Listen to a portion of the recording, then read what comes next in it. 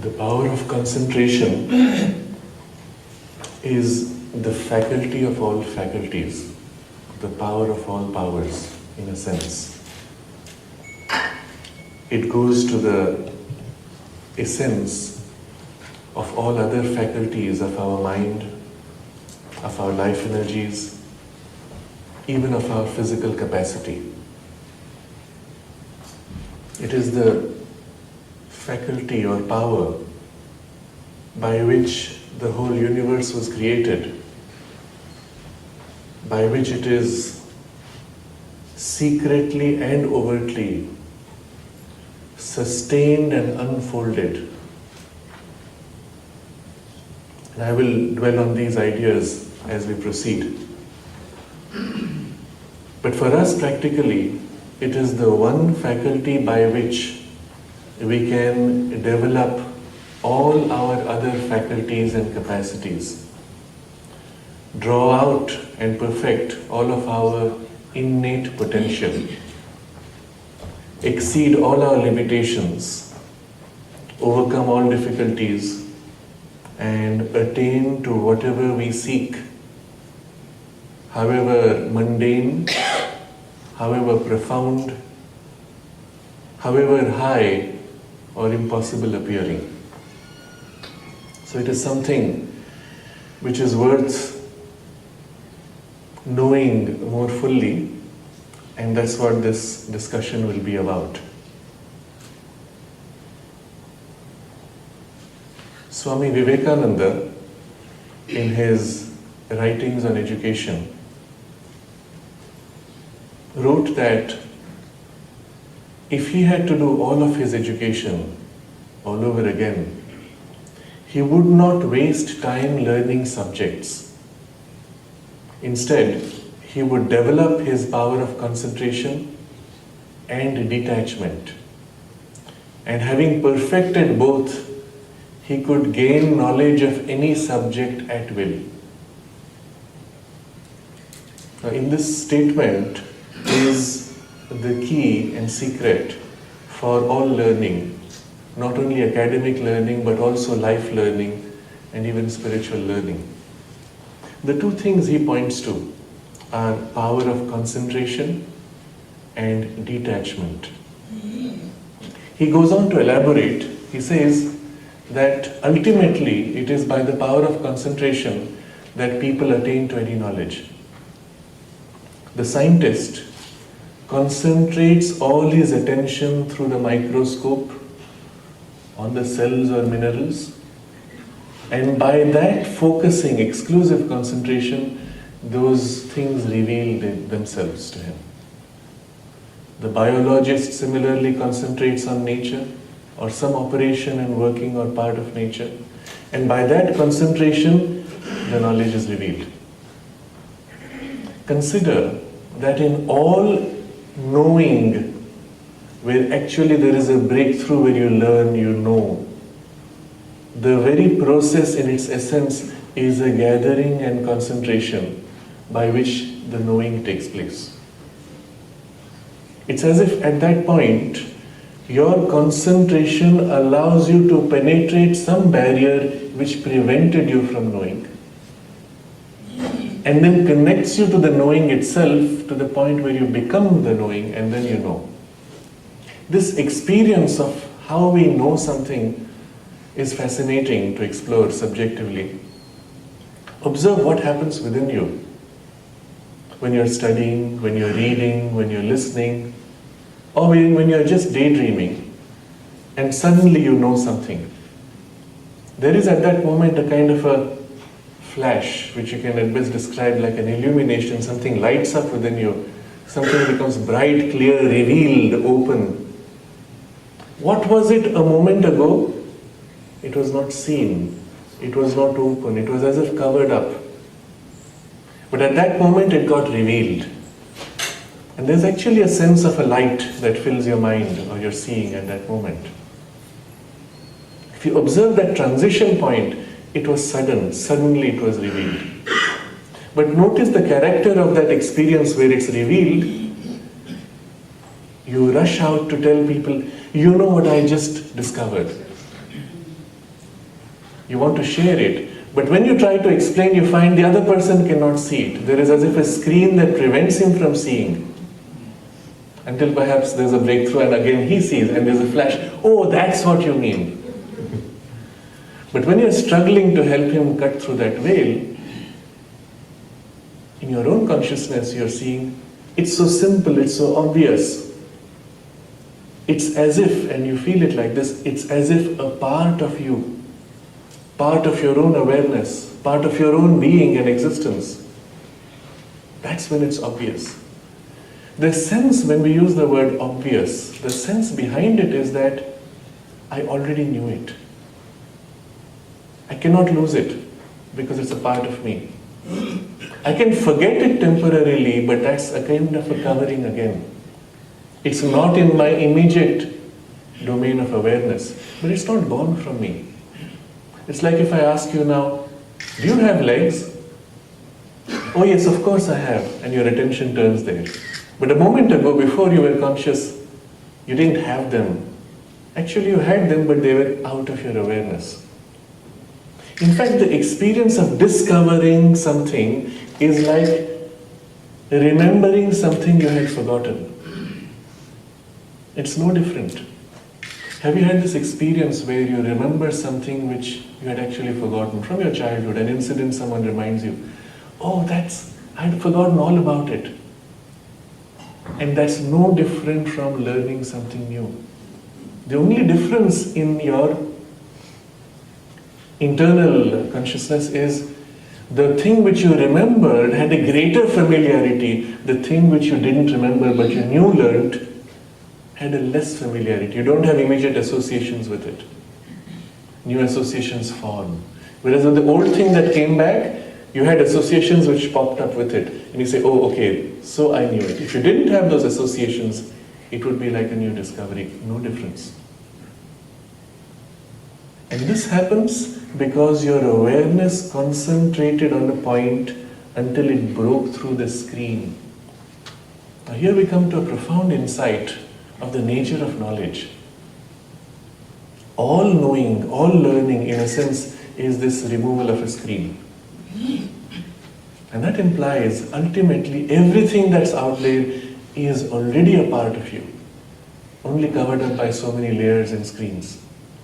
And all our learning processes are nothing but unveiling, discovering, revealing, uncovering, all of these words, variations of the same idea. And then, as the thing comes into your awareness, you say, I've got it. And then you realize you have not got it fully, there's more. And then your attention wanders again, concentrates on the point where you feel there's a gap, something missing. And then it reveals. And then it goes deeper to something else, and it reveals. It's as if you are exploring a big museum with a torchlight, pen light. It's all dark. At any given moment, your pen light can reveal one small patch. And your patch can wander. And you wonder, how is it? What's behind this? And then you have to go around and see the other side. The nature of the functioning of our intellect is like this narrow beam of a torchlight. It can only hold one point at a time. But it can explore and reveal, and whatever is revealed to it, it takes in and represents in its memory. The memory is not the thing itself. So do you remember the last time you had this wonderful holiday? Yes, I remember. Do you remember how much fun it was? Yes, I remembered. Where's the fun? Where's that mountain? It's not inside you. It's out there somewhere. You retain only the memory, the representation, the picture of it. The map, so to say. I have in my mobile phone the entire map of the whole USA. But the USA is not sitting inside the mobile phone. And so it is with our mind. We have the map of all these experiences and all this knowledge which we have gathered, but it's just a map. It's a caricature, it's a representation. If you had to represent all of the roads in all their detail in my mobile phone, it doesn't have enough memory. So what do you do with the mobile phone? You reduce complexity. You keep the general line of the road, you remove all the details. Or keep only what's essential. The mind does the same.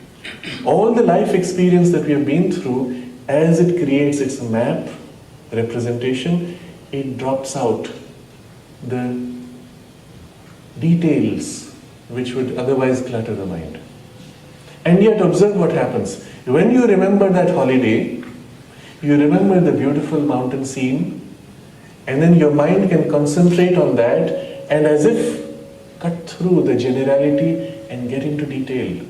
How much detail?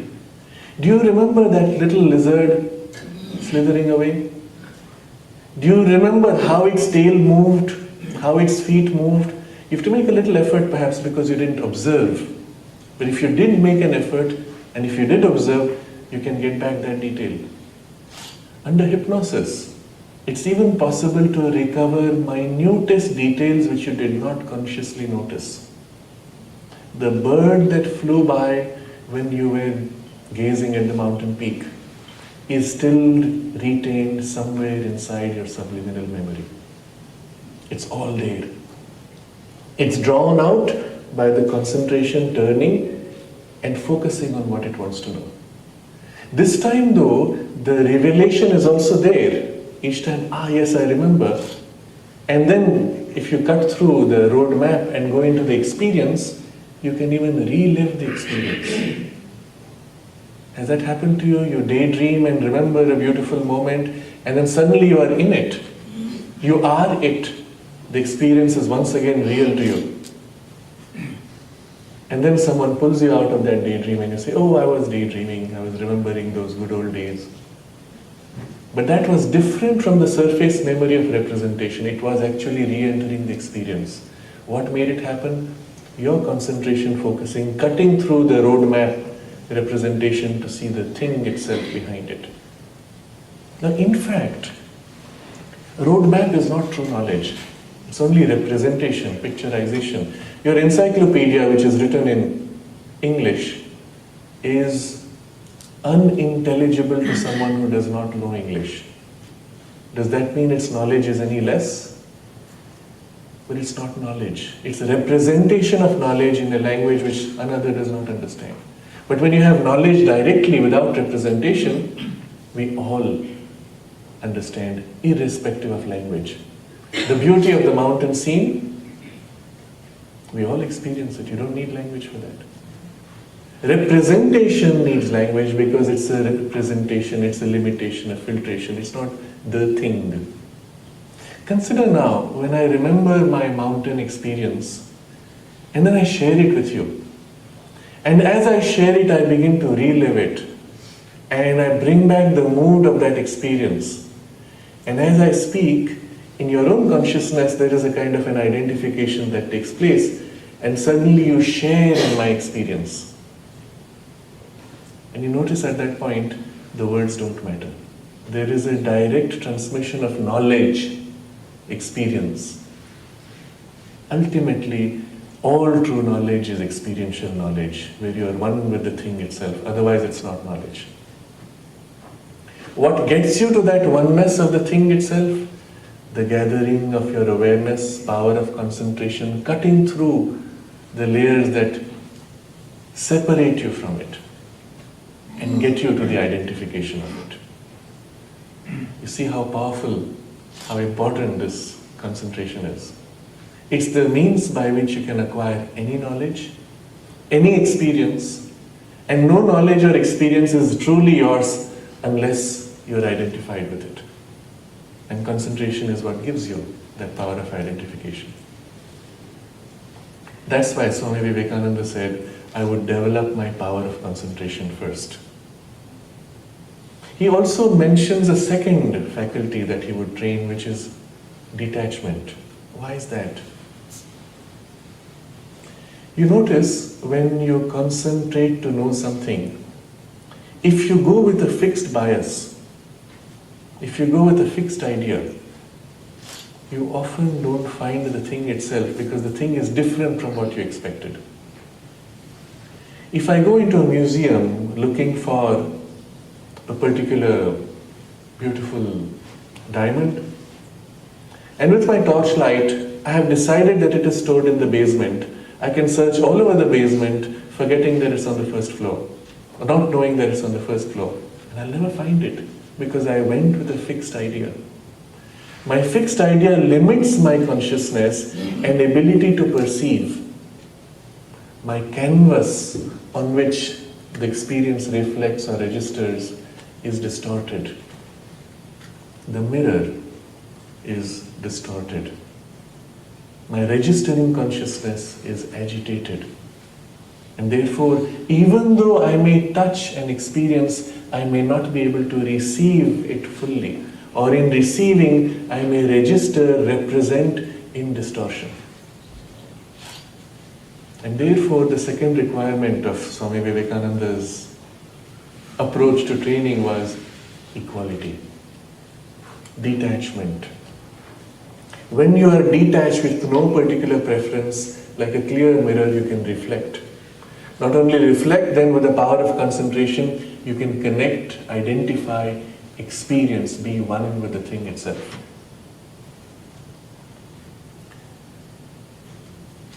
Swami Vivekananda goes further in that passage and he says, the worth of a man can be measured by his power of concentration. That's a remarkable statement. If you are to measure the value of a person, it's the power of concentration which is the measure. And why? Because it's the one faculty by which all other faculties can be developed and perfected. And if someone has that, in principle, he does not have any real limitation. Because by application of that power, he can overcome all those limitations. When that power is weak, whatever your limitation, you tend to be stuck with it. Because however hard you try, you don't have the means to overcome the limitation. And here we're going beyond the domain of knowledge. We're speaking of limitations, incapacities of various kinds. Of the mind's powers, of the life energies, even of the body's limitations. And if you observe in overcoming any limitation, what do? You gather all your awareness on doing the thing which will overcome the limitation. And when all that awareness is gathered, concentrated, then the thing which you do acquires force, power, effectivity, and cuts through the incapacity, which is again like a barrier, a shield, blocking, limiting. Consider, just as with knowledge, all capacity potentially already exists. What defines us as a personality is the limitations that have been built around us. The walls define us, in fact. Rationally, if you think of it this way, your mind is a part of the universal mind. So everything that's out there in the universal mind should be accessible to you. Why doesn't it happen? Because you and your mind is defined by the barriers which have been put around it. Often when you drive on the highway, you see all these farms next to each other. And then you see those lines which have been cut, the fences which have been put. And are those fences real in any sense? The land is continuous, the landscape is sweeping, the fences are artificial limits we have put. And the person who owns this farm says, this is all I am, this is all I own, the rest is not me. Well, that's what we do with our minds. That's what we do with our life energy. Consider the life energy within you is no different from the life energy out there in the universe.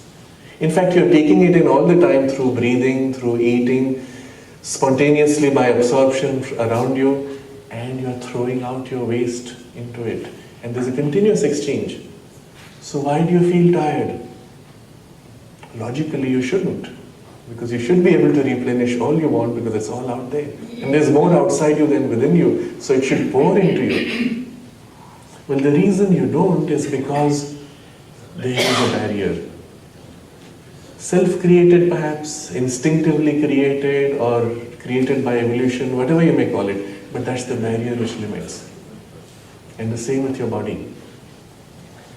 And whenever we're trying to break through a limitation, you'll find there is a concentration of awareness, either to overcome the limitation or to strengthen something else which overcomes the limitation. And that is as effective as the power of concentration. So this power is at the heart of everything. Mother says, if you have the power of concentration, and then with it you can also develop the power of will. So she says, the second thing you need is the power of will for physical action. If you have concentration and willpower, nothing can stop you. She actually uses this phrase, you are a genius. And she says, nothing can resist you. She uses the word, nothing can resist you. Because the combination of these two things, the will giving you the persistence, the concentration giving you the effectivity, and that's it, you can break through whatever you want. Now we are going to use this power in a domain which is more psychological in our discussion now, where the theme is more meditation and concentration. The distinction Sri Aurobindo makes is this. Meditation is a dwelling with your thoughts and ideas on a single theme. But there is an activity, there is a process of thinking around that theme, limited to that theme, however vast, however narrow, up to you. But there is a choice of a limitation of the theme, and there is an activity of the mind. Concentration, though, is different. Concentration is holding yourself in a state on an object with a certain intention, but staying stuck in that state, on that focus. There is no thought process involved. There is no ideation involved. There is just a holding of an awareness, pinpointed. And then you can intensify that concentration. You can redirect it perhaps, but it's not thinking. It's not forming ideas, it's not visualizations. You may use thinking to hold your concentration. You may use visualization to hold your concentration, but the thing itself doesn't need any of it. Now, if you think of the relationship between meditation and concentration, you can see meditation as a preparatory step to a more direct focus, which would be concentration. You can see how concentration is at the heart of meditation and makes it effective. So a person who's not able to hold his thoughts still or hold his awareness fixed will find it helpful to begin with a meditative gathering or concentration. And in that case you take up a theme on which you dwell.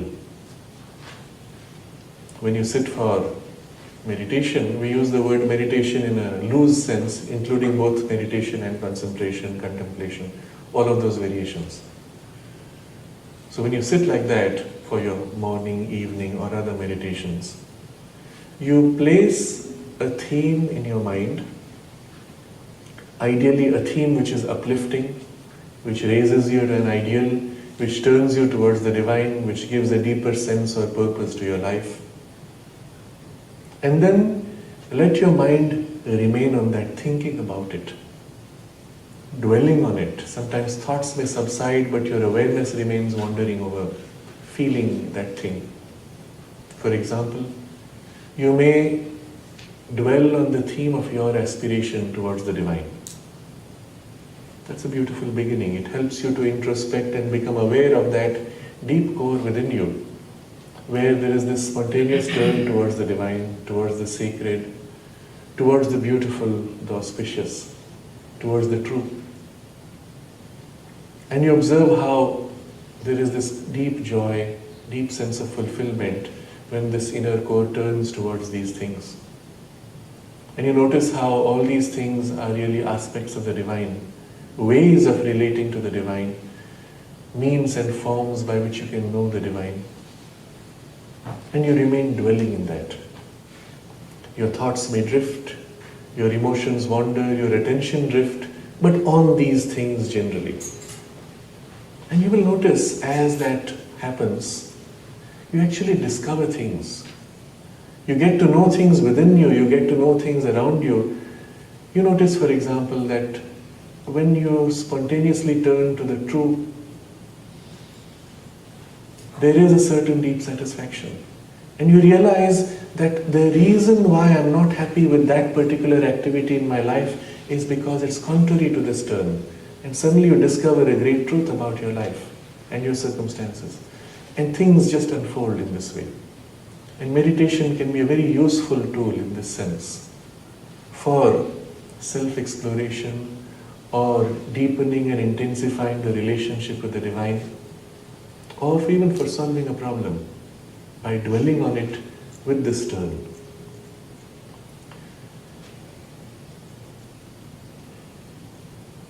You may also meditate on other themes such as the love of the divine for you instead of your love for the divine.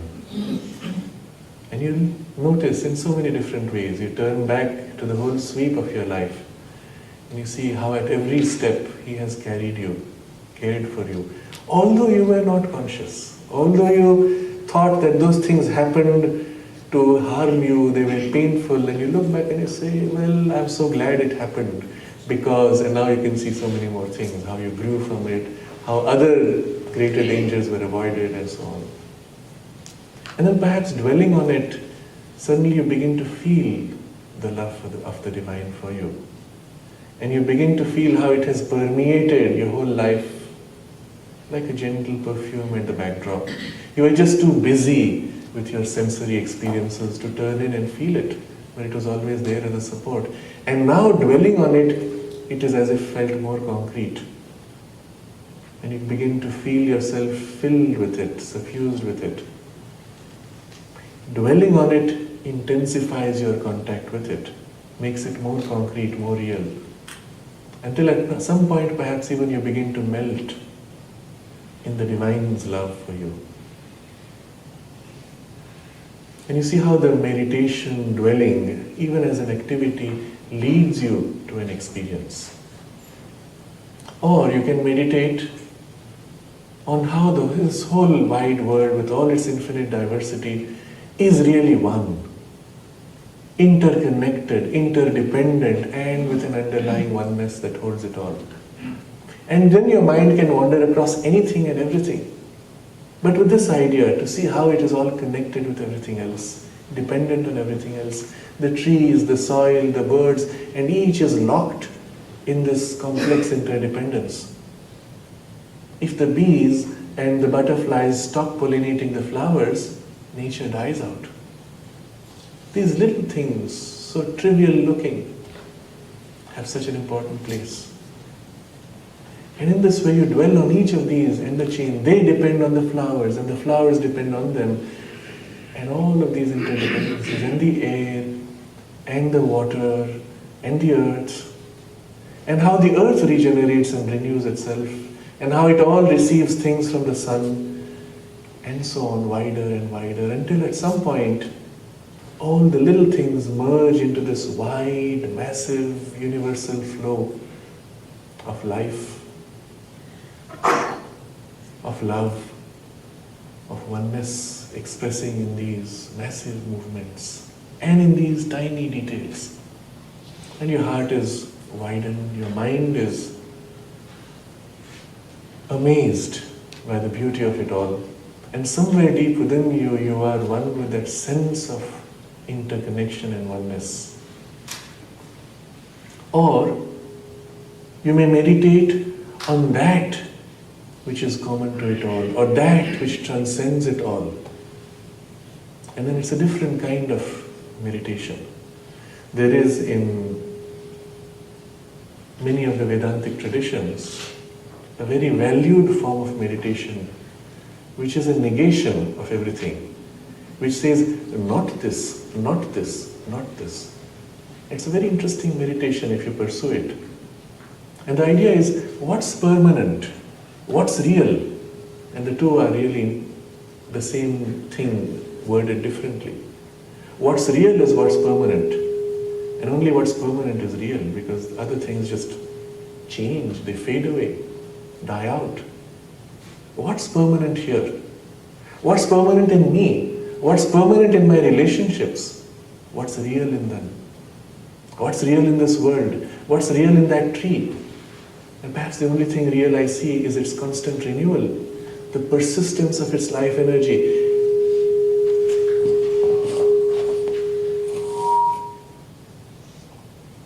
And in this way, I discard all that is not real, not permanent to my sight, and seek that which is behind, more and more essential, less and less formed. Until at some point, by this kind of a dwelling, it's as if I enter a state of awareness, or I'm aware of something that is formless, timeless, spaceless, or at least drifting towards that, something essential. And that is constant, real, underlying all form, supporting all form. And if that was not, no form could be, nothing would survive. The universe wouldn't be. And thus I go into that essence. Or you can go the other way. Instead of a negation, you can seek an affirmation in the whole world. Where is the divine presence in each thing? Because it's there in all things. And in the flower, it's the beauty and the sweetness and the way it gives itself without expecting anything in return. In such sweet, deep purity. In the tree, it is the way the energy, life force rushes up, fills and flows to become all these branches and leaves, and then flows and pours and flows and pours, always enriching, always growing. In the mountains, it is this static power, unshaken, unshakable, as if representing eternity itself in its stability. And in this way you dwell on the many ways by which the divine reveals himself or hides himself in each thing. And at some point, as your consciousness wanders, you begin to feel, sense, experience an underlying reality of the divine presence in all things. And it's there. It's in everything, and it's the same thing in everything. And the whole universe floats in it, and it lives in everything, making it all real. Everything is real because the divine presence is in it. Without that presence, it's just an appearance, unreal. And in this way, meditation takes you to spiritual insights, experiences, and eventually even a realization. But at the core of it is still this faculty of concentration working, making that happen. And you can see how. So there is a possibility now to just let the drifting part of the meditation fade away and just hold the state, hold the awareness in pure concentration, thoughtless, formless, just in the attention. And it's easy. You can begin with a simple exercise. Become conscious of the tip of your finger and hold all your attention on that, on just the sensation of the tip of the finger. And if you don't feel it easily, if you can't hold it easily, tap that tip so you have a trigger of a sensation to hold on to.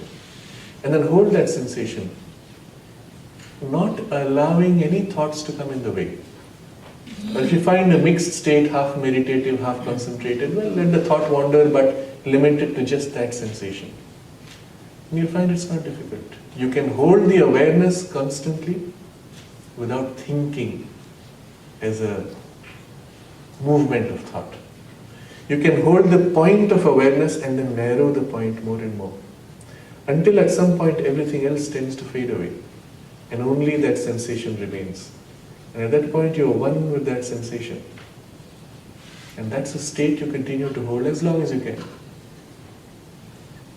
At first the mind tires because it has to make an effort to concentrate. You have to pull together all the threads of awareness and concentrate on this one, and constantly you're pulled out, something else pulls you away and you bring your attention back. It's tiring at first. But the mother observes that concentration is like the muscles. The more you use it, the more it grows.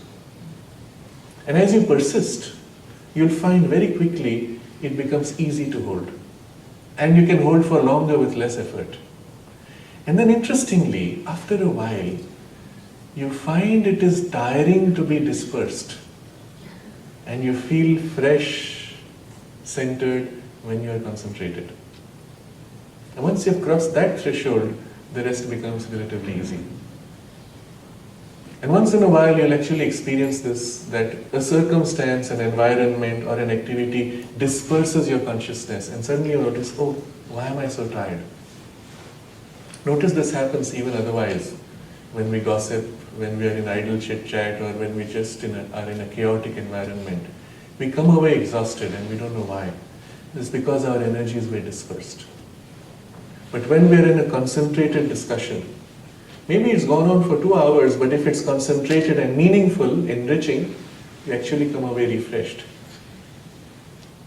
And that will begin to be the state of your life in all activities.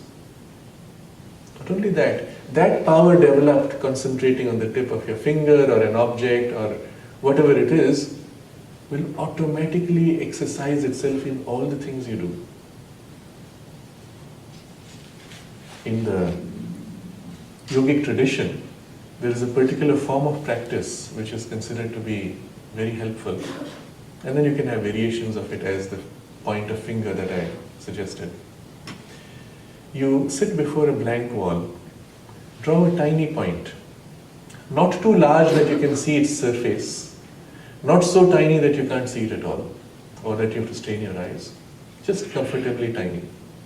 Sit at a distance that is comfortable, depending on your eyesight, closer or farther, where you don't have to strain. And then make sure you relax your body, set away all the distracting influences, switch off the mobile phone, disconnect the phone, close the door, whatever it is, and then gather all your awareness on this one point. Now that experience of gathering your awareness is very interesting. Mother uses the phrase, gathering the threads of your awareness. In the yogic tradition, they describe this withdrawing or narrowing of awareness like the tortoise pulling its hands, legs and head into its shell. That movement, you will notice at a certain point it will become quite vivid. Your awareness is actually spread out, extended. You're just not conscious of it. There are parts of your mind which are still preoccupied with things to be done, and other parts which are preoccupied with things which were done but maybe not so well done, or which you would want to do otherwise. And there are parts of the mind which, unknown to you, mechanically are merely repeating a jingle that you heard this morning or something else. And it's all preoccupying the mind and drawing energy. When you begin to bring all your awareness on this one point, you'll notice there's a first layer of bringing together. And after a while, you can actually bring back more that you didn't know was there. And maybe more, and a third layer. And at some point, it's as if there's nothing left out there. There is only this point of awareness, or this general area. So try this as an experiment, as an exercise to begin with. When you do your first gathering of your awareness, just feel the awareness extended around, and then narrow it, concentrating, gathering into this point, or generally around this point. Remain, deepen it as far as you can, and then notice there's something else out there, and then bring it all, narrowing further. Or another way is like drawing into yourself, concentrating in the chest or head or whatever above head. Again, you have the sense of gathering, drawing in from all directions until you are here. And maybe 2 or 3 times. Later you'll find you can sweep it all together in one go. But in the beginning you might try 2 or 3 times and then hold that attention. So in this case of the practice of the point on the wall, with your gaze you hold the point, but more than the gaze, it's the mind. It's the holding the awareness with the mind which is the important thing. The gaze is only to help you hold it. There are also variations of the practice where after a while you close your eyes and hold the point with your mind's eye. But to begin with, do it with both. But the mind is more important. If you notice your thoughts drifting, just bring them back gently. don't criticize yourself. Don't say, oh, again. Because that causes more destabilization, confusion, and makes it more difficult. Just, oh, back. Oh, back. And as you hold, after a while, you'll find you can relax the state of holding.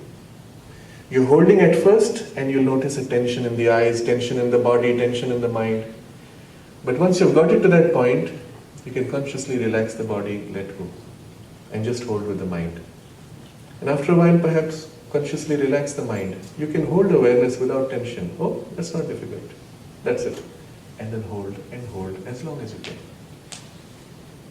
Two things can be done further. As a practice, you will increase the duration as you go along. Whatever is comfortable now, increase a little more each day.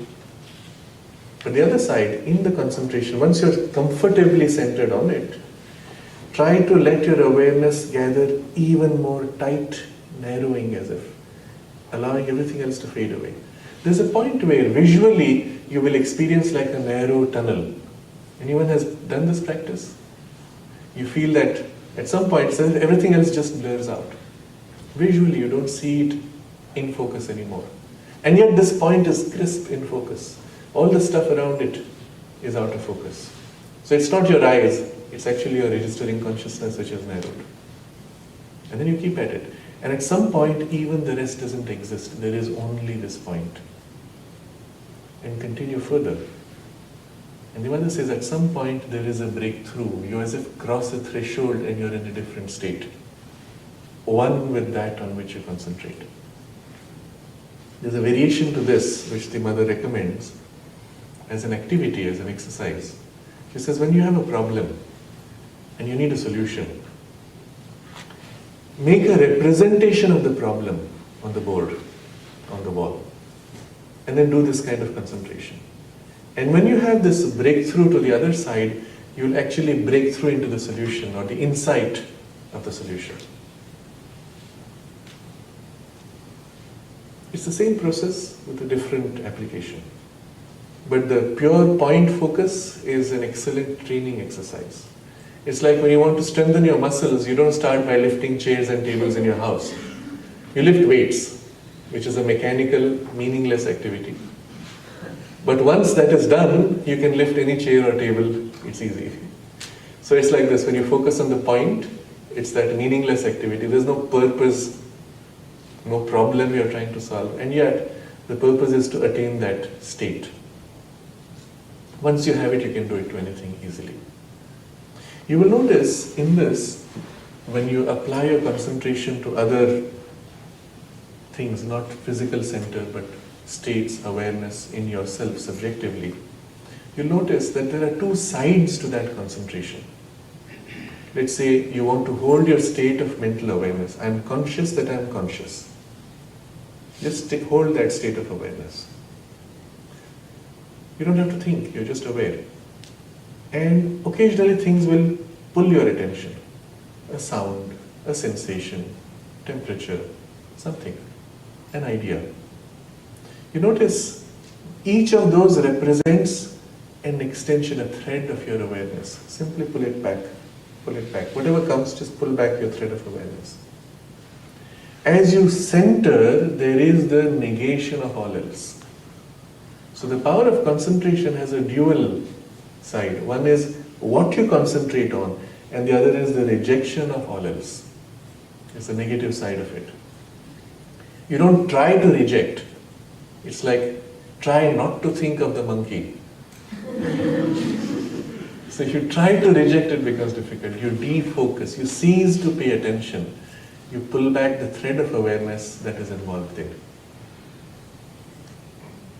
And as this happens, gradually the focus on which you are strengthens, intensifies. There is something else also you can do. Intensification of that state. Put more and more of yourself into it until it becomes as if a throbbing power. And that state itself of concentration is powerful, intense. That's why we say power of concentration. And the penetrating power is proportional to the power that is in it. There is a word we use in the yogic tradition, tapas. Tapasya comes from that. So when they speak of a rishi doing tapasya, it is translated in English as ascesis, penance. These are wrong words, wrong translations. He's not doing penance for a crime committed. He's not hurting his own body or torturing himself so that he will be forgiven or granted some boon because he tortured himself. It's silly. Tapas is heat, intensification. And the awareness gathered in this way, concentrated, automatically has this characteristic of intensifying, heating up. And it is this which is most valued. Ultimately, in all spiritual practice, it is this intensification of awareness which leads to the realization. It is the tapas which leads to the identification, experience, realization. So this intensification is something you can consciously bring in, and it's a very relaxed state. You don't have to be tense about it. And as that intensification grows, it's as if you build the power of concentration which stays with you as a power. When that exercise is complete, you will find during the day, during the rest of your life, whatever you do, the moment you choose to concentrate, to know something, to understand something, there is this power available, penetrating power, which cuts through, sees, reveals, discovers, knows. And it functions automatically. And something worth developing, because everything else comes from that. There is an interesting passage from the mother, which I want to read out to you, where she says this in so many words. It's from the Collected Works, volume 9, page 360. It's part of a larger talk. Here she says, whatever you may want to do in life, one thing is absolutely indispensable. And at the basis of everything, she emphasizes everything, the capacity of concentrating the attention. If you are able to gather together the rays of attention and consciousness on one point and can maintain this concentration with a persistent will, nothing can resist it. She emphasizes nothing. Whatever it may be, from the most material physical development to the highest spiritual one. But this discipline must be followed in a constant, and it may be said, imperturbable way. Not that you should always be concentrated on the same thing. That's not what I mean. I mean learning to concentrate. And materially, for studies, sports, all physical or mental development, it is absolutely indispensable. And the value of an individual is proportionate to the value of his attention. The same thing which we spoke of from Swami Vivekananda's text. The value of an individual is proportionate to the value of his attention. And from the spiritual point of view, it is still more important. There is no spiritual obstacle which can resist a penetrating power of concentration. For instance, the discovery of the psychic being, union with the inner divine, opening to the higher spheres, all, she emphasizes all can be obtained by an intense and obstinate power of concentration. But one must learn how to do it. There is nothing in the human or even in the superhuman field to which the power of concentration is not the key. And here is an interesting suggestion. Human field, and then there is the superhuman field, and all the ranges above. It's still the same power. You can be the best athlete, you can be the best student, you can be an artistic, literary or scientific genius. You can be the greatest saint with that faculty. And everyone has in himself a tiny little beginning of it. It is given to everybody, but people do not cultivate it.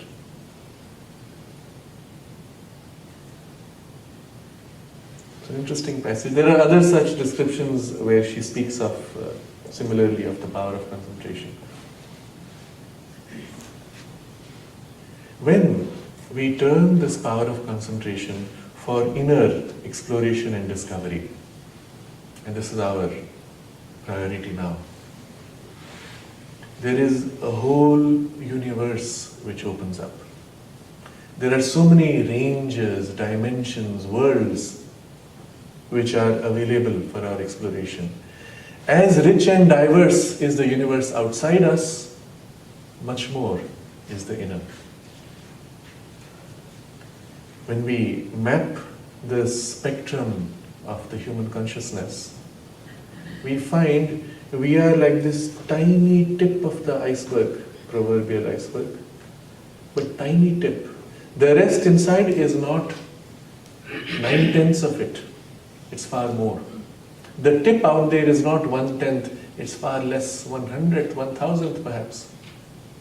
All the rest is literally infinite. And we can map it generally in 3 broad sections. There is this domain that we call subconscious. But the word subconscious is used differently in the yogic tradition from the way it's used in modern psychology or psychotherapy. In the modern psychology, subconscious relates to anything that's not the superficial consciousness.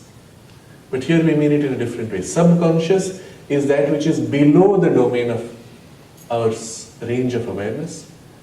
There is a huge larger part which is subliminal, behind the liminal, behind the conscious awareness. And modern psychology classifies that also as subconscious, but we must make the distinction. That is in the range of consciousness, but it is not accessible to our surface consciousness. And that's the second general range. The third is the superconscious. And again, a lot of that is thrown into subconscious by modern psychology, but that's a very different thing. It is above the range of our consciousness. Interestingly, when our consciousness turns below, it loses consciousness because it is subconscious. Also, if it turns above, it loses consciousness because it is superconscious. So it's easy to describe both as dark, unknown. But there's a difference.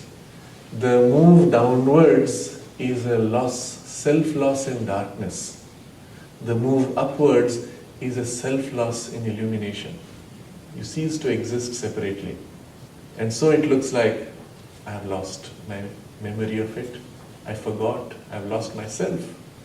I feel as if I'm going to die if I enter it. The separateness, the separate sense will die perhaps. But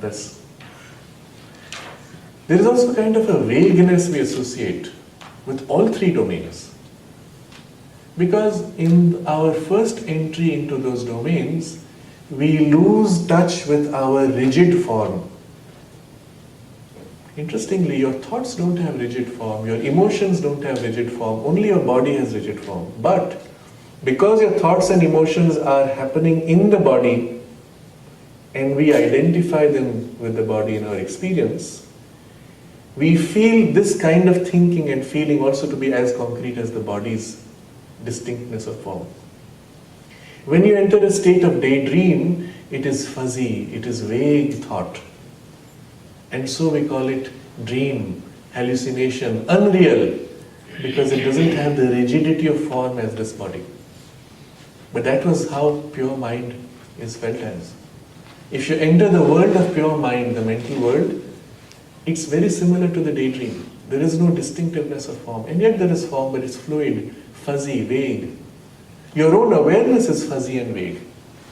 Doesn't mean it's less real. It's just a different way of being aware. And if you enter the domain of the vital purely separate from the body, it's similar to the way your emotions feel. And your emotions don't have sharp edges, they don't have sharp forms, they have intensity. Character of emotions is only its intensity, not its form. Character of thought, again, is not its form, not even its intensity, it is its rationality, its relationship with other things. So in the world of emotions of the vital, pure vital world, as in dream state when you wander in those worlds, you simply are an intensity of awareness of all these qualities of intensity. Happy, sad, whatever it is, all the ranges in between, angry and everything else. But just the pure intensity, no clear definition of form. If you looked at your own body, you might not see one. If you were purely in that state. Of course, you could form an outline of that emotion. And then you will say, my body is this flaming red anger. I am become anger. Or in the domain of mind, similarly, you may not have a clear form of the body. You may just see it as a point of light or nothing in particular, just a center of awareness.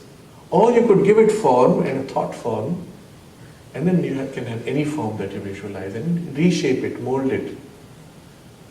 You saw the movie The Matrix? You saw how they could morph into any shape?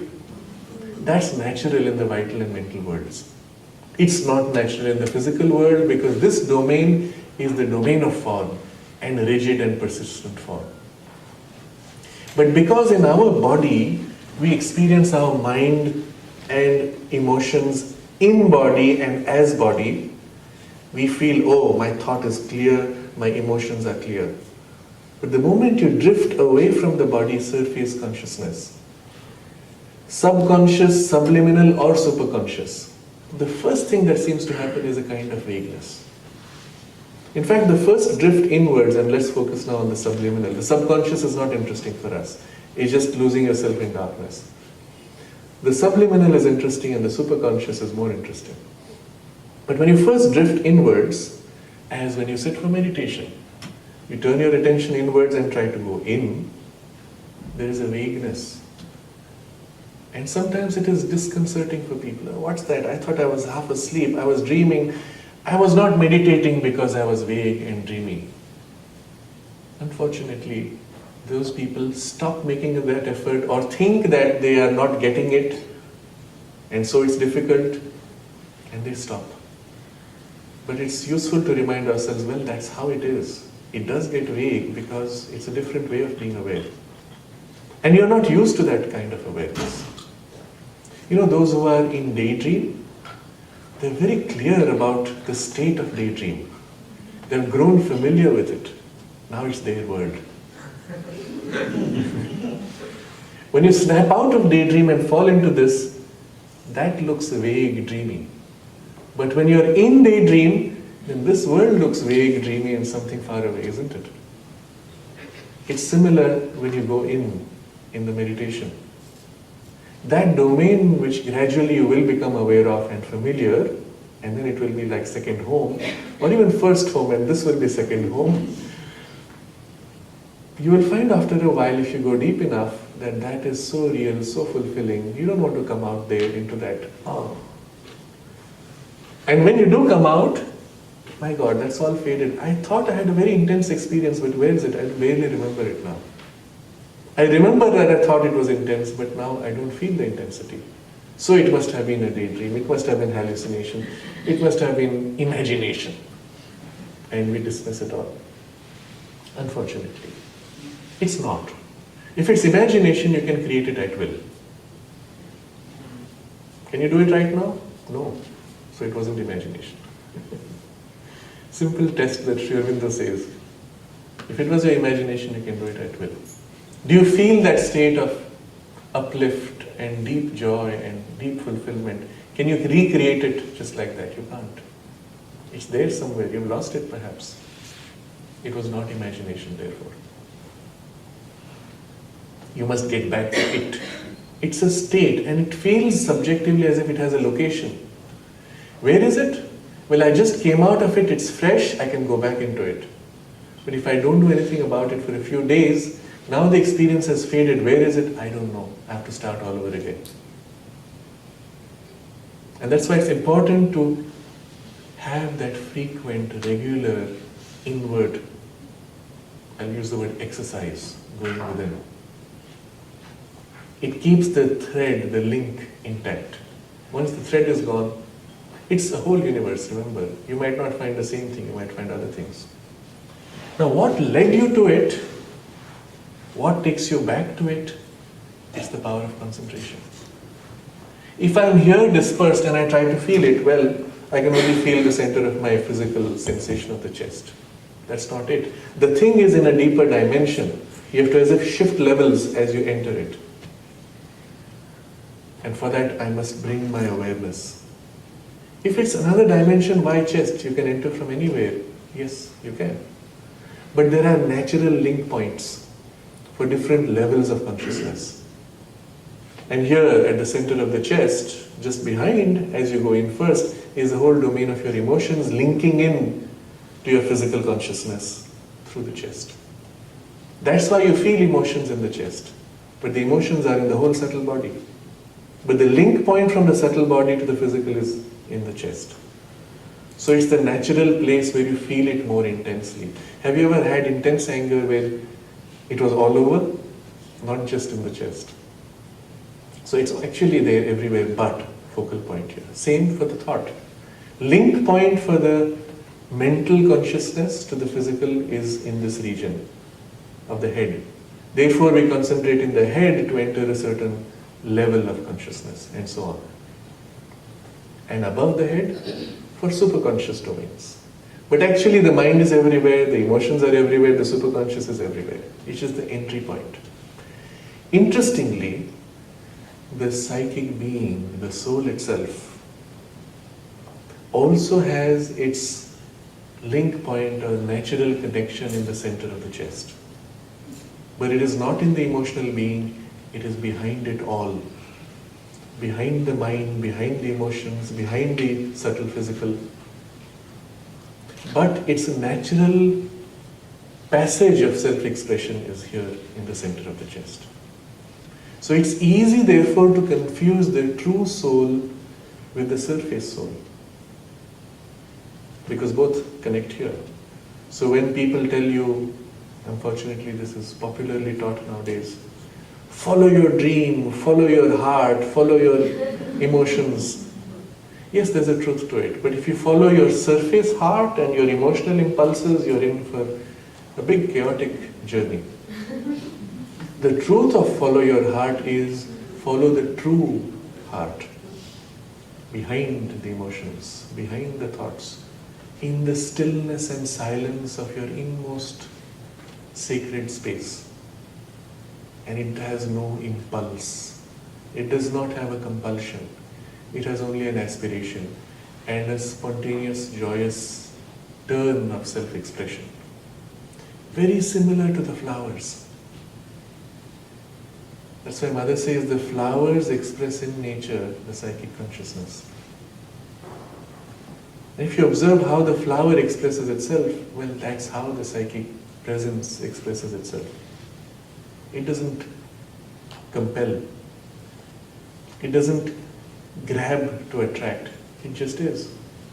And it spreads its perfume. And the perfume is not pushed. It just spreads because it is. And you may catch a whiff of it and pass. Or you may turn to the source. And it's the same with the psychic influence. It spreads its quiet joy, quiet aspiration into the whole being. To the extent something catches, it is influence. If it doesn't, well, we go on in our mundane life. So the inward concentration to find the soul, the psychic being, naturally begins with the concentration in the heart center. But it need not be. There are people equally who start with a concentration in the head and then get to the psychic being also. But it's generally easier from here. If you find it impossible to concentrate here, well, just begin with what you can in the head or wherever it is natural and aim at that presence and you'll still get to it. So when we begin, let's say, in the chest region, first there is this drawing in of all the threads and then a turning inwards. And that turn is also important. We don't consciously do it. We are so used to being outwardly turned, we have to make a conscious effort to turn inwards. And because people don't do it consciously, they may often have a very shallow or superficial meditation. And they can go on for years without realizing what they're missing. The effort to turn in must be made consciously. And then the drifting inwards. Now again, depending on the power of concentration, one may literally take like a laser-like penetrating effort and just keep going in, boring in as if. Or let's assume we don't have that yet, and a simpler approach. As you're centered there, you become conscious of something deep inside you, which you feel or visualize as the divine presence within. Or if you don't feel it or visualize or feel your deepest aspiration, or the center from which your deepest aspiration arises. And even if that is difficult for you, well, just visualize like an entry, like an opening, like a cave, a passage opening inwards. And remain inwardly turned with the aspiration to go in deeply. When you remain like that for a while, absolutely quiet, you will feel as if something gently pulling you inwards. And it's always felt. If you remain with an aspiration, it is the response from the soul that reaches out to help you gently go in. It's felt as a gentle tug, like a gentle magnetic attraction. And then you just give yourself to it and let it carry you. And it leads you. If you are conscious of the presence in some way, visualizing it, feeling it, concentrate on its stillness, on its purity, on its quiet joy and glow. Perhaps if you need to visualize, you can visualize a flame or a point of light, or a deep source of light as in the core of a cave, and you simply drift towards it, and then let yourself drift. The passage is often experienced as long in the beginning, because in fact there are so many layers. And it is only a subjective sense of long because of the number of layers, or the difference of that consciousness and this is so great, it feels like a great journey. But subsequently, as that influence emerges more and more and influences the surface more and more and dominates the surface personality more and more, you will find the passage doesn't feel so deep and so long. Because, well, now the gap is less. It's a gap of quality of consciousness, not real physical distance. It's not like I have to go 2 meters, 3 meters inside. It's all in here. And you're going deep, but you're in here. So it's the feeling of that quality, and if you keep your attention on the quality towards which you go, holding your attention on it, meditating or concentrating on it, whichever you find easier, it leads you until at some point there's like a contact, a touch, a feel of that vibration concretely, and then gradually a deepening of that contact, and then a settling of that vibration and experience. And eventually, perhaps even a revelation, a glimpse of the thing itself from which that vibration oozes. But for a long time, there is as if a curtain behind which the psychic being keeps itself. And the reason is this. Its purity of vibration is so great, so different from the rest of our being. It must remain inviolate to protect itself in a sense, more profoundly even to protect us. Because if it were to touch too soon directly, it can create a whole unsettling, upsetting of our nature. Suddenly you realize nothing is worthwhile in relation to that. That is something so beautiful, so pure, so real, so true, the very substance of truth in the world. Nothing else is meaningful and worthwhile without that. But there is a preparation because of that screen, a preparation of that vibration, getting used to it and feeling deep satisfaction from that vibration. And gradually in your life you begin to seek it, you begin to recognize it more and more.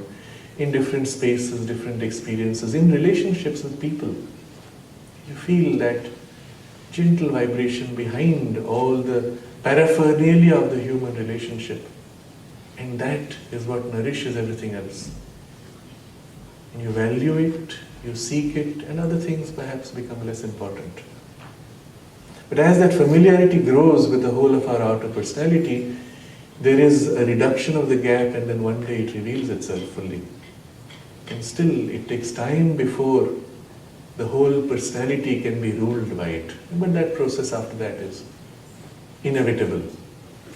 But to get to that point, to enter in relation to it, and then to deepen that experience of its presence, that's accessible to us right now as we are, by very simple meditation or concentration upon it, a calling and aspiration in this inward turn.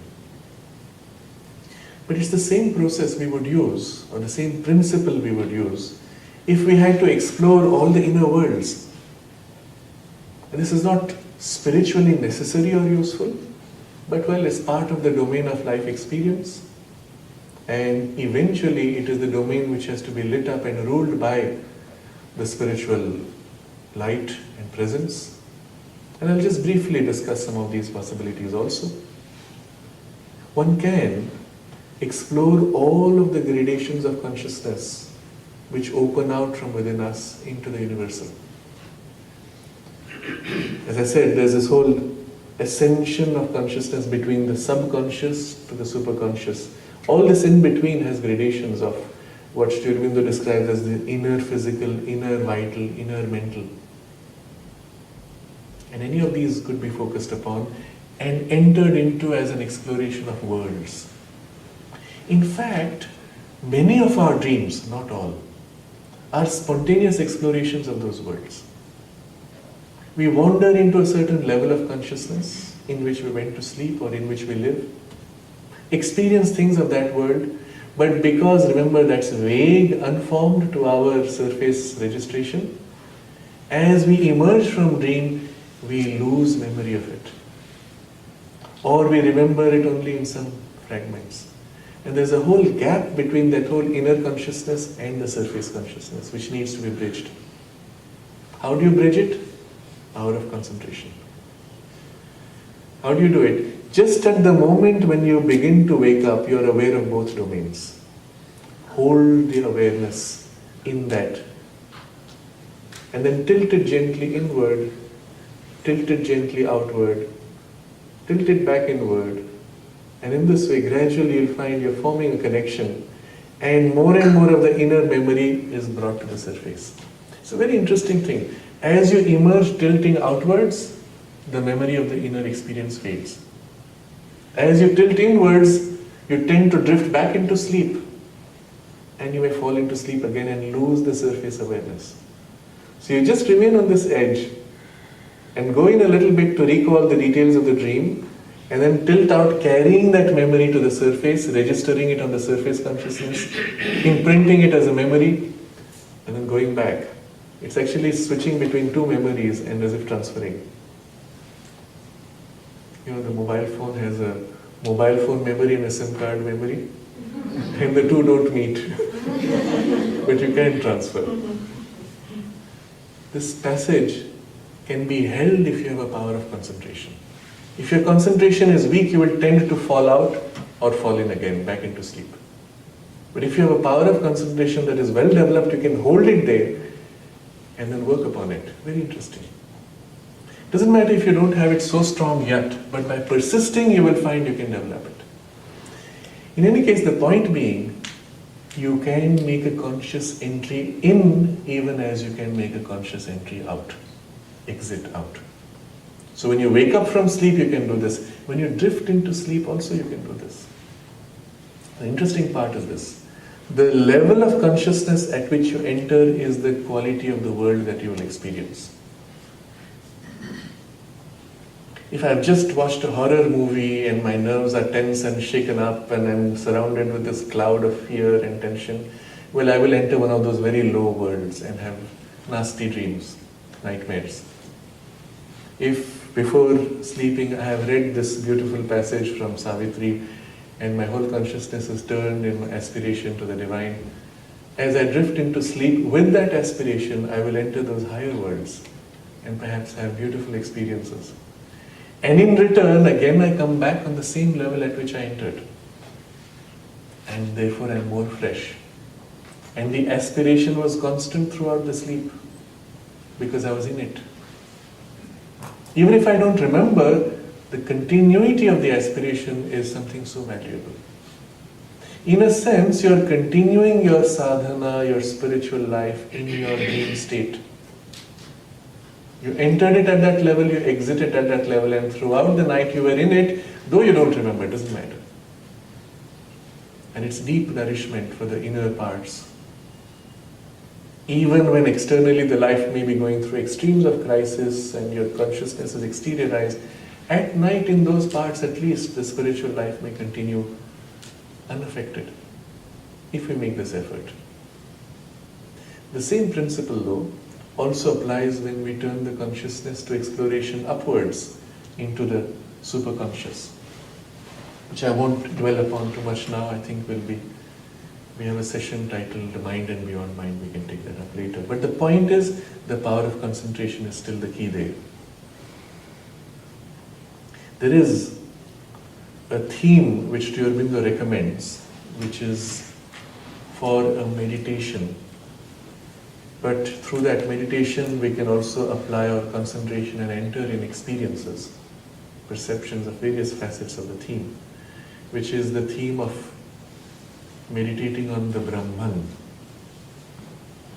And this theme is so comprehensive, it includes everything else.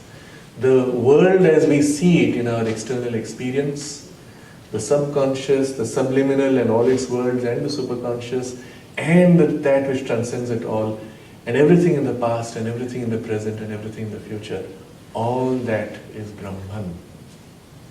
To dwell on that theme is of course the most fulfilling and the most complete. And it is that which Sri Aurobindo recommends to one of the sadhaks for his meditation. And I will end by reading that. It's a passage which he wrote in his commentary on the Isha Upanishad. And it's titled, The Vision of the Brahman. In one of the letters, somebody asks him, what should I meditate on? And Sri Aurobindo says that's one of the best. And you can use this passage as a starting point for the meditation. So I'll read this out. The vision of the Brahman. The Upanishad teaches us how to perceive Brahman in the universe and in our self-existence. We have to perceive Brahman comprehensively as both the stable and the moving. We must see it in eternal and immutable spirit and in all the changing manifestations of universe and relativity. It's not just one side, it's both sides. We have to perceive all things in space and time, all things in time. The far and the near, the immemorial past, the immediate present, the infinite future, with all their contents and happenings, as the one Brahman. So conceive of all things in the past, which could have happened and which happened. All things in the present, which could have happened and which happened, far and near. And all things in the future, which can happen and which might happen and which will happen.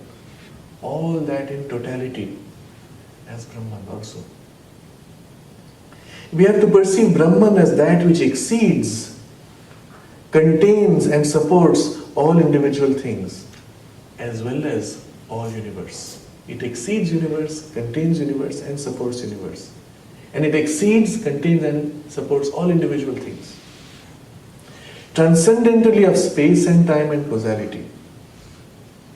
We have to perceive it also as that which lives in and possesses the universe and all it contains. It's there in everything.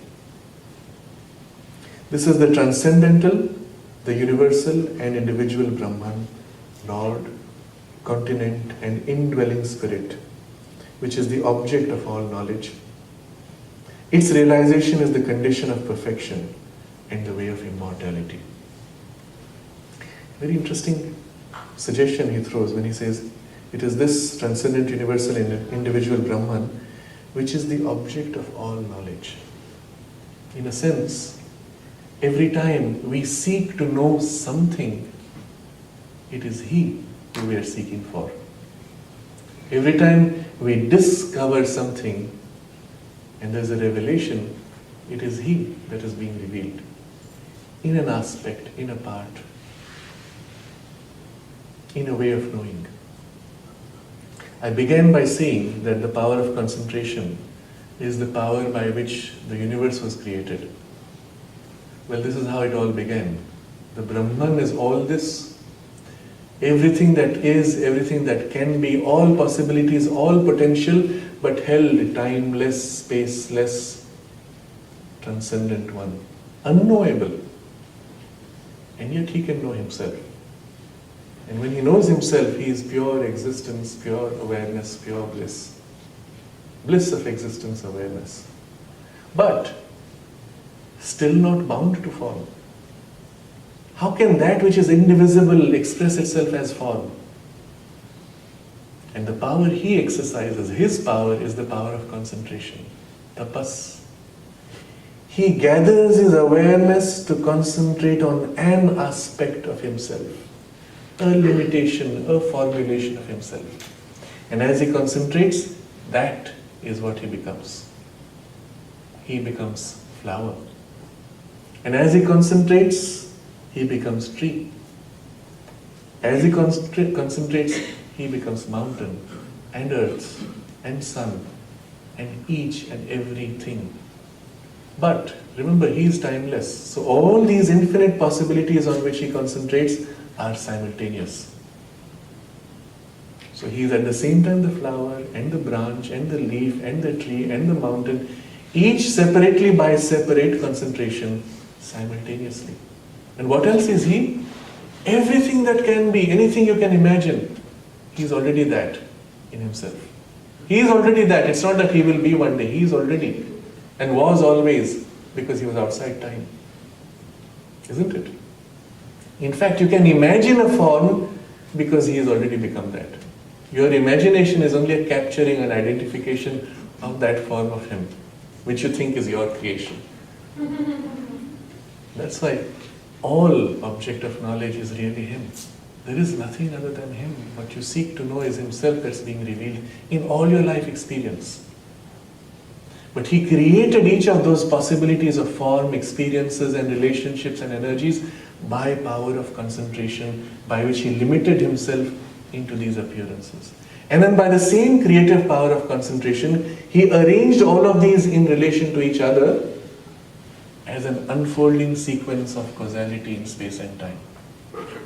We are a part inside that flow of space-time, so we see that is past, that is future. In his consciousness outside space-time, he is already everything in the past, everything in the present, everything in the future. He is forever. Nothing changes. Isn't it?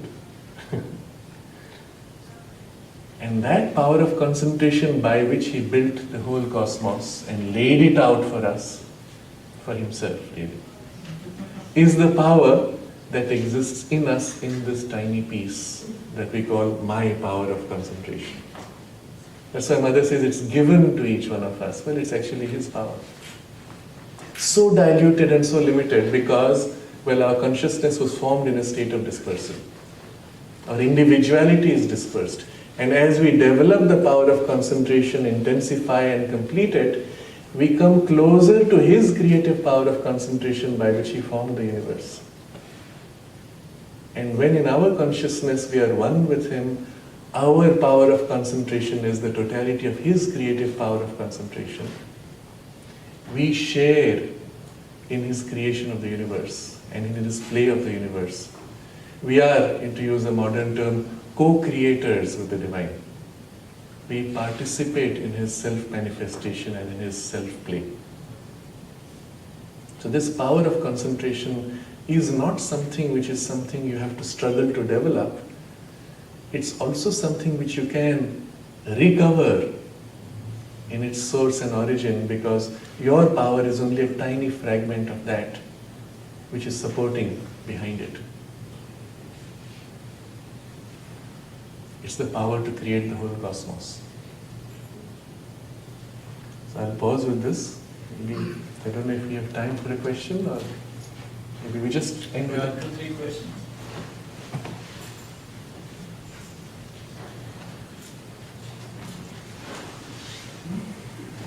Otherwise we can just end with a quiet concentration. Yes. You have seen the movie Back to the Future, Yes. where he goes back and forth in the past and future. So how does that relate to Yes. Yes, there's this idea that you can go forward and backward in time, and science fiction plays a lot with it. It creates a lot of complexity for us because you can go back and change things, as they say, kill your own grandfather and so you will not be born, and then how did you end up going back to kill him? It creates all these puzzles. The interesting thing is, all of this is actually possible in the mental world, where time is not fixed. There's fluidity of time. Remember, he is timeless, transcends time, and therefore as you approach him, you become more and more free of the chain of causality and limitation of time. So as you ascend from the physical to the vital and then to the mental world, in the mental world there's complete fluidity of time. You can go backward, forward, change things, and they're all simultaneously existent. The speculation of physics, of many universes in which everything exists, is a reality in the mental world and above. In Brahman it is a truth. All is simultaneously existent anyway. So you can jump back and forth in awareness, nothing changes really. You can change events, but they are just alternate possibilities already existent in Brahman. So nothing is harmed. But in the physical world, there has been a concentration and self-limitation. There is a chain of causality. You cannot change the past. You can see the past. You can experience the past in consciousness. But you can't go back into it or change it. As you cannot jump into the future, you can conceive of it, try to formulate it, again with power of mind, which can, but not with body. Because this physical world is a world of limitation already. Whether someday that limitation will be exceeded, I don't know. We can speculate. But in one of the books, the Arvindo says that in the supermind you will be able to have that ability to... Maybe, I don't know. Yes. And I think in dreams you are able to Yes. change. Interesting. Yeah. In dream state, something happened, you say, well, that's not how it's supposed to be, and you can actually go back and change it and make something else happen. And that generally happens in the mental world, if the dream is in the mental world. It's difficult to do that in the vital world. You can't go back and change your emotions. You can't go back in emotional intensity. You can only go forward and choose a new emotion. But in mind, you can go back. So those dreams are characteristic of the mental world. Yes. Sraddhalu, how long should you, like this power of concentration you talk about, how often should you do it? And is it good to do it during a certain period of the day? Why not? I would say you do it whenever your mind is conscious. That's when you do exercises of power of concentration. It's like if your body is tired, you don't go for it to the gym. You can't do anything. So if your mind is tired, you can't do a concentration exercise. But you can be in a relaxed state, in a meditative state, holding attention on a theme which feels refreshing. That is itself an exercise of power of concentration, but in a different way, in a more diffused way. But if you want to do intense exercises, then you choose a time you're fresh, take an exercise that you find helpful and easy, and then go for the more difficult things. And then you do it as long as you feel you can? As long as you can, and then some more. Always push the envelope, and that's how you stretch the limits.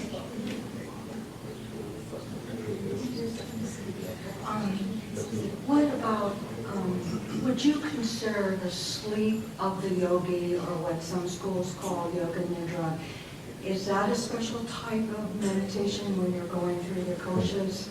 And could you speak to that? Okay. Sraddhalu, Yes. just for recording purpose, can you repeat the Yes. question? The question is the yoga nidra or sleep of the yogi equivalent to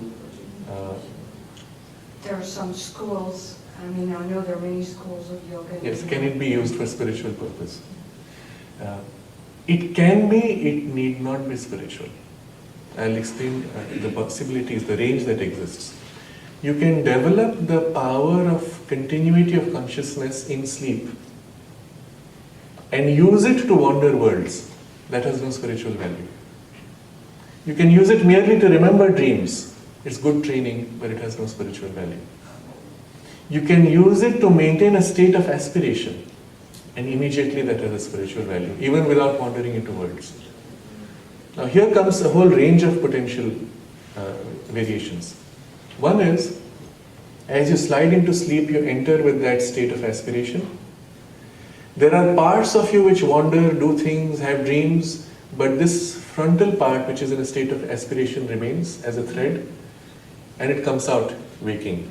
With partial memory or not of the dreams, doesn't matter. Okay?